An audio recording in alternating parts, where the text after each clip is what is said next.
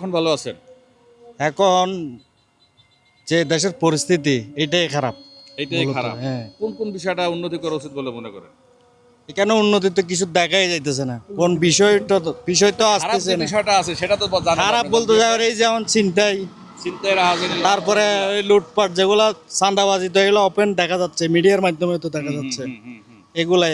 আচ্ছা, তাহলে আমরা তো আওয়ামী লীগ নেই, সামনে ফেব্রুয়ারিতে নির্বাচনে বিএনপি সহ জামায়াত সহ অন্যান্য দল আছে নির্বাচন করবে। চাঁদাবাজি, ঘুষ, দুর্নীতি, ধর্ষণ, অর্থ পাচার বন্ধ করতে পারবে কারা? এগুলা এদেশে বন্ধ হবে না।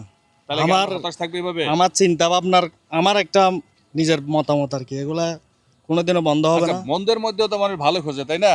তা সামনে যে দলগুলি আছে নির্বাচন করতে না, যাচ্ছে, সেই কাদেরকে নির্বাচন সেই করবে? হিসেবে 15 বছর পাবলিক শান্তি ছিল। শান্তি ছিল। তার মানে আপনি বলতেছেন যে আওয়ামী লীগ আমলে ভালো ছিল। পাবলিক শান্তি ছিল, একটা পরিবেশ ছিল। আবার আওয়ামী লীগ ফিরে আসুক আশা করি, নাকি? ইনশাল্লাহ এটা যদি আল্লাহ চায়